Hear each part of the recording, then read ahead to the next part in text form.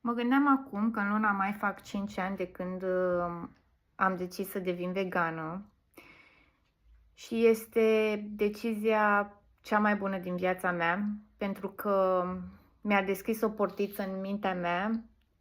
pe care nu o puteam accesa altfel. Am făcut acest lucru din dragostea pentru animale și cred că dragostea aceasta pentru animale mă ghidează să nu fac rău. De ce spun asta? Pentru că văd în jurul meu multe persoane vegane care aleg să arunce cu hate în online asupra, nu știu, prietenilor, membrilor familiei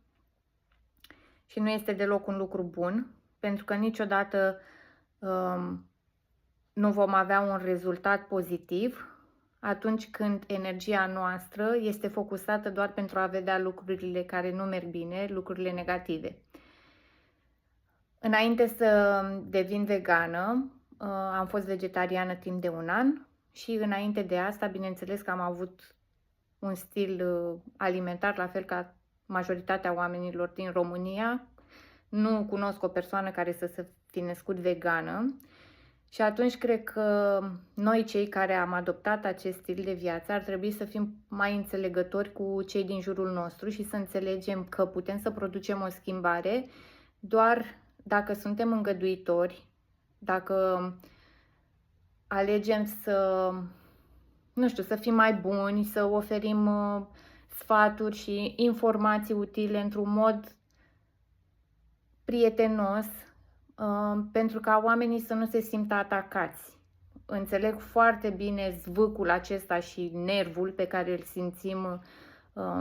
pentru nedreptățile la care sunt supuse animalele, însă totodată trebuie să conștientizăm că putem produce o schimbare doar dacă noi ajutăm la această schimbare, dar într-un mod pozitiv.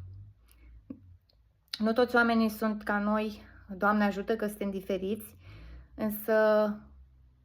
vreau să închei doar cu treaba asta. Nu mai aruncați cu hate.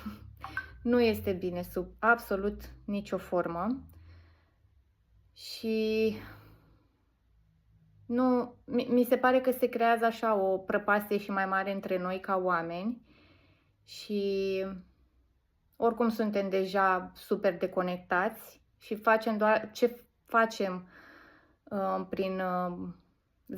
prin energia asta negativă este să creăm o prăpastie și mai mare între noi și asta nu va avea un final fericit,